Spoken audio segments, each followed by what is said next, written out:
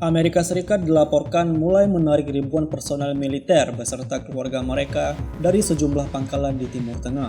Langkah ini diambil menyusul meningkatnya serangan balasan dari Iran yang menyasar fasilitas militer Amerika Serikat di kawasan tersebut.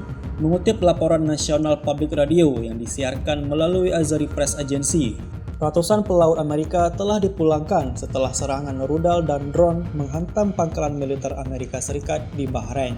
Evakuasi juga dilaporkan berlangsung di sejumlah titik lain di Timur Tengah, sebagai langkah antisipasi untuk mengurangi risiko korban jiwa di tengah memanasnya konflik.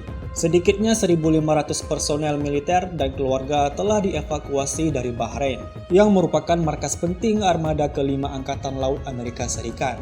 Sebelum ketegangan meningkat, pangkalan tersebut diketahui menampung sekitar 8.000 personel aktif.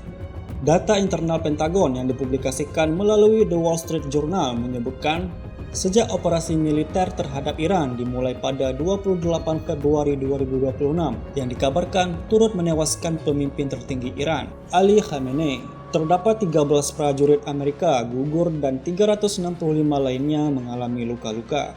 Dari jumlah tersebut, 247 merupakan personel Angkatan Darat, 63 Angkatan Laut, 36 Angkatan Udara, dan 19 anggota marinir. Meningkatnya tekanan militer dari Teheran mendorong Washington untuk meninjau kembali penempatan pasukannya di kawasan tersebut, guna mencegah kerugian yang lebih besar dalam konflik terbuka yang berkembang. Tim Liputan melaporkan untuk Puja TV.